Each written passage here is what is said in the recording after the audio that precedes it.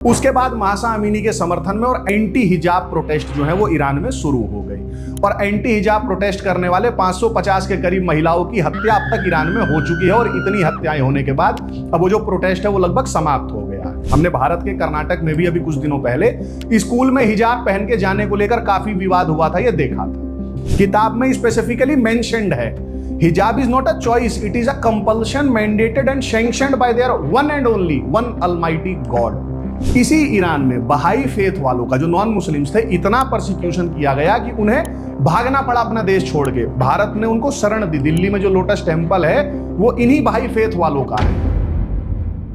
और दोस्तों, कैसे हैं आप सभी लोग? उम्मीद करता हूं ठीक होंगे। ईरान में मासा अमीनी नाम की एक लड़की थी। कुछ समय पहले ईरान की मोरालिटी पुलिस ने उसको गिरफ्तार कर लिया, कारण कि उसने हिजाब जो है वो ठीक से नहीं पहना था। और फिर उस लड़की की इतनी पिटाई की गई कि उसे पीट पीट कर मार दिया गया। उसके बाद मासा अमीनी के समर्थन में और एंटी हिजाब प्रोटेस्ट जो है वो ईरान में शुरू हो गई और एंटी हिजाब प्रोटेस्ट करने वाले 550 के करीब महिलाओं की हत्या अब तक ईरान में हो चुकी है और इतनी हत्याएं होने के बाद अब वो जो प्रोटेस्ट है वो लगभग समाप्त हो गया है। हमने भारत के कर्नाटक में भी अभी कुछ दिनों पहले स्कूल में हिजाब पहन के जाने को लेकर काफी विवाद हुआ था, ये देखा था। मामला इतना बढ़ गया था कि कोर्ट कचहरी तक बात चली गई थी, कोर्ट से फैसले आए थे। अब हिजाब पे जब हम फेमिनिस्टों से, लिबरल से, वोक से, मतलब सॉरी मैंने 3 बार हिपोक्रेट बोल दिया, इनसे जब पूछो तो ये कोयला फिल्म के शाहरुख खान की तरह करने लगते हैं, बोल ही नहीं पाते। और अगर बोल भी गए गलती से तो इनका आर्गुमेंट रहता है कि हिजाब इज माई चॉइस। हिजाब तो एक चॉइस है। मैंने तो खैर किताब पढ़ रखी है, इसलिए मुझे पता है कि हिजाब कितनी चॉइस है, क्योंकि अगर आपको किताब पढ़ेंगे तो आपको पता लगेगा चॉइस घंटा नहीं है। किताब में स्पेसिफिकली मेंशन्ड है हिजाब is not a choice, it is a compulsion mandated and sanctioned bye there one and only one Almighty God. खैर, हम टॉपिक पे आते हैं। भाई, आप लोग कहेंगे कि मैं इस्लामोफोबिया फैलाने लग जाता हूँ बीच बीच का, वो मेरे से गलती हो जाती है, मैं भटक जाता हूँ, बहुत कंट्रोल कर रहा हूँ। खैर, जो आप लोगों ने एक फोटो देखी होगी सोशल मीडिया पे रह के वायरल होती है, जिसमें आधे फ्रेम में कुछ लड़कियां स्कर्ट में खड़ी हैं और आधे में पेंगुइन बन के, और उस पर लिखा होता है कि ये प्री इस्लामिक ईरान था और ये पोस्ट इस्लामिक ईरान था। अब वो फोटो कितनी सच्ची है? तो अभी हाल ही में मैंने एक किताब पढ़ी, उसमें काफी मजेदार चीजें मुझे ईरान के इस्लामिक रिजीम के बारे में पता चली। जैसे ईरान में एक राजा हुए रेजा शाह पहलवी। वे ईरान को मॉडर्नाइज करना चाहते थे, ईरान को लिबरलाइज करना चाहते थे। सो उन्होंने 1936 में ईरान में बुर्का और हिजाब पे बैन लगा दिया था। फिर उनके बेटे मोहम्मद रेजा शाह जो है वो राजा बने और वो ईरान को मॉडर्नाइजेशन और प्रोस्पेरिटी की नई ऊंचाइयों तक ले गए। फिर 1979 में ईरान में एक रेवोल्यूशन हो गई और अयतुल्ला खुमैनी ने तख्ता पलट कर दिया और जो ईरान है वो फुली इस्लामाइज हो गया। तो अब जो अयतुल्ला खुमैनी ने किया वो कम से कम ऐसा तो नहीं कह सकते कि उसने मतलब ट्रू इस्लाम को नहीं समझा था, या मतलब जो भी ये सब इनके आर्गुमेंट्स होते हैं। तो उसी अयतुल्ला खुमैनी ने ईरान पे कब्जा लेने के बाद 1982 में ईरान में, जिसमें 1936 में बुर्का और हिजाब बैन हो गया था, इसने बुर्का और हिजाब को मैंडेटरी कर दिया। उस समय जो ईरान के जो राष्ट्रपति थे अबुल हसन, तो भाई उनसे पूछा गया कि ये मतलब हिजाब तो बैन था, अब आप लोग इसे इन्फोर्स क्यों कर रहे हो, मतलब इसको दोबारा क्यों ला रहे हो?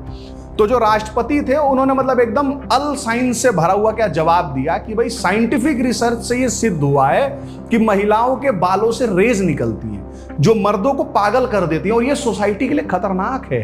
Wow, what a science. इसलिए महिलाओं को ऐसे खुले बालों के साथ नहीं निकलने दिया जा सकता ना, सोसाइटी की मोरालिटी खत्म हो जाएगी और वो मतलब मर्दों को इंसेन कर देती है वो जो रेज निकलती हैं बालों से। अल साइंस थी, साइंस वाले बेशक ना माने, बट अल साइंस ऐसा कहती है। तो अब भाई क्या करें? तो कुछ तो करना पड़ेगा। तो क्या करना पड़ेगा कि जब भी वे घर से बाहर कदम रखेंगी तो हिजाब पहन के निकलेंगी, मतलब पेंगुइन बन के निकलेंगी। और इस प्रकार उस ईरान में जहां पहले महिलाएं स्वतंत्र थी, कुछ भी पहनने को उन पे बुर्का हिजाब मैंडेटरी हो गया। और ईरान में बाकायदा मोरालिटी पुलिस है जो ये सब चेक करती रहती है कि ढंग से ये सब फॉलो हो रहा है कि नहीं। अच्छा, इस्लामिक जो रेवोल्यूशन हुआ ईरान में, उसके बाद और क्या हुआ? तो जी, पब्लिक में जो दोनों जेंडर्स हैं उनको आप केवल ब्रदर और सिस्टर्स कह के ही संबोधित कर सकते हैं। स्कूल्स में भी जेंडर के बेसिस पे सेग्रीगेशन हो गया। इवन बसेस में भी बांट दिया गया कि इस हिस्से में महिलाएं बैठेंगी, उस हिस्से में पुरुष बैठेंगे, साथ में महिला पुरुष पब्लिक में नहीं बैठ सकते। यहां तक तो फिर भी एक बार को चलो पॉसिबल था कि भाई इतना बांट सकते थे, उन्होंने बांट दिया, पर वो अल साइंस है, जैसे कुदरती बिरयानी वाले। आप सोच सकते हैं कि मतलब बस को बांट सकते हो, स्कूल को बांट सकते हो, पर नेचुरल एनवायरनमेंट को भी बांट सकते हैं क्या? तो जी साइंस में ये पॉसिबल हो ना हो, अल साइंस के हिसाब से बिल्कुल पॉसिबल है। जैसे कैस्पियन सी के किनारे जो बीच था उसे अयतुल्ला खुमैनी ने उसे भी मेल और फीमेल में सेग्रीगेट कर दिया। आमतौर पर आपने बीचेस में देखा होगा इर्रिस्पेक्टिव ऑफ जेंडर लोग घूमते हैं, लेटे होते हैं, दौड़ रहे होते हैं, सन बाथ ले रहे होते हैं, बट अब ऐसा नहीं था। क्यों? क्योंकि अब ट्रू रिलीजन ऑफ PIECE यही होता है, पीस की स्पेलिंग शायद, हाँ, ये एक्शन में था। अब कैस्पियन सी जो है दुनिया का पहला जेंडर सेग्रीगेटेड बीच बन चुका था। Women to the left and men to the right. बीच में लकड़ी के पोल गाड़ के उन पर सफेद कपड़ा बांध के बाउंड्री बना दी गई थी। यही नहीं, ये भाईजान लोग कितने करामाती हैं। मतलब जब दिल्ली में CIA के खिलाफ ये सब सड़क घेर के बैठे थे तो वहां ये बता रहे थे कि उन्हें ऊपर से डायरेक्ट कुदरती बिरयानी मिलती है खाने को। मतलब आपने सुना होगा और आप लोगों को लग रहा होगा अरे क्या बकचोदी टाइप की चीजें कर रहा है। पर अगर आपको लगता है कि ये इतने ही वैज्ञानिक है तो ठहरिए, विज्ञान बहुत ज्यादा तरक्की कर चुका है। जैसे ईरान इराक में, अच्छा पहले तो ये बताओ आप, RSS और BJP ईरान इराक में तो नहीं है। अब फिर क्यों भैया वहां इतनी नफरत थी कि सुन्नी मेजोरिटी इराक ने शिया मेजोरिटी ईरान पे 1980 में हमला कर दिया। अब ये जो ईरान इराक वॉर था ये लगभग 8 साल चला। अब भाई इतने लंबे युद्ध में लड़ने को लोग भी तो लगेंगे, तो कहां से आएंगे लोग? मतलब कुछ तो आपको उनको देना पड़ेगा ना भाई, कि आप आइए आपको ये मिलेगा वो मिलेगा, तो क्या दे सकते हैं? तो जी ईरान में अप्रैल 1980 में बसीज नाम की एक वॉलंटियर पैरामिलिट्री ऑर्गेनाइजेशन बनाई गई। खोमैनी ने मार्टिरम की कॉल दे रखी थी कि भाई जो मतलब ऐसे युद्ध में लड़ता हुआ मर जाएगा, वो एग्जैक्ट वर्ड यूज कर दूंगा तो वो शायद मतलब वीडियो डिमोनेटाइज कर देंगे, बट बहुत ज्यादा तो मोनेटाइज है भी नहीं, तो मतलब जिहाद के दौरान जो सा मरेगा वो जन्नत जाएगा, ऐसा उसने कॉल दे रखी थी। अब जवान जवान भाईजान लोग जो है वो 72 जन जितनी भी गिनती होती हो वैसी वर्जिन हूरो, हाँ जो सदैव वर्जिन भी रहती है, उनके लालच में सेना में भर्ती होने लगे। उन्हें बताया जाता था कि युद्ध में मरोगे तो डायरेक्ट जन्नत जाओगे और फिर तो बस hooray and wine and all those things जो सब यहाँ पे बैन है वो सब वहां पे अलाउड हो जाती हैं। तो अब भाई उन्हें जन्नत मिलेगी ही मिलेगी, युद्ध में लड़ते हुए मर जाएंगे, इसका विश्वास कैसे दिलाएं? तो बाकायदा उन फाइटर्स को जन्नत की चाबी भी दी जाती थी जी, कि ये चाबी है, जब आप मर जाओगे तो चाबी से जन्नत का दरवाजा खोल लेना, ये उस जो जन्नत के दरवाजे पे ताला लगा है उसकी चाबी है। और ये नए नए लड़के जन्नत की चाबी लेके लड़ने को पहुंच रहे थे कि शहादत के बाद जन्नत जाएंगे तो वहां जन्नत का दरवाजा इस चाबी से खुलेगा, हमको चाबी मिल गई, अब बस हमको जन्नत पहुंचना है। और कितनी तरक्की करे अल साइंस कि जन्नत के दरवाजे पे लगे लॉक की चाबी तक बना ली है, और मरने के बाद वो चाबी साथ में जा रही है। मतलब वो पता नहीं कैसे कनेक्ट करा है, GPS लगा रखा है कि कैसे, मतलब चाबी ऐसे भी तो हो सकती है ना, 50 मरे तो 50 की चाबी उन्हीं तक पहुंचे। खैर ये सब मतलब हैवी साइंस है, हम लोग नहीं समझ पाएंगे, और काफिरों की तो बुद्धि भी नहीं होती किताब के हिसाब से, है ना। अब आप बताओ और कितनी तरक्की करे अल साइंस, मतलब आप लोग अपना इस्लामोफोबिया कब छोड़ेंगे? हैं जन्नत के दरवाजे पे लगे लॉक की चाबी तक बना ली है भाईजान ने, और आप भाईजान को इस्लामोफोबिया के चक्कर में केवल पंचर पुत्रम कभी न मित्रम कहते हुए उसका मजाक उड़ाते रहते हो। खैर जन्नत की बात चली है तो इसी से एक चीज और याद आई कि जो इनके वो अल्लाह अकबर करने वाले होते हैं ना, जो ब्लास्ट हो जाते हैं, सॉरी ब्लास्ट नहीं होते, मतलब वो आग से ऐसे जलती हुई दिखा देती है, फिर धूम ऐसे आवाज आती है, वो जो कर लेते हैं इसके बाद वो रिचुअल होता होगा इन लोगों का शायद। तो कई सारे जो इनके ऐसे होते हैं जो अल्लाह अकबर करने के मोड में होते हैं, वो कर नहीं पाते, उससे पहले ही पकड़ लिए जाते हैं। तो कई सारे जो पकड़े गए, कुछ मैंने आर्टिकल्स पढ़े, उसमें था कि ये जो पकड़े जाते थे जिनका अल्लाह अकबर सक्सेसफुल नहीं हो पाता था, वो अपनी वेस्ट के अराउंड स्टील की पेटी मतलब बेल्ट बांध के रखते थे कि जन्नत में जाएंगे हूरों के पास तो उनका सामान सुरक्षित रहना चाहिए, क्योंकि मतलब धूम होगा तो सिस्टम सब चीथड़े उड़ जाएंगे ना, तो उसको प्रोटेक्ट करने के लिए बंदों ने स्टील की बेल्ट बना रखी है।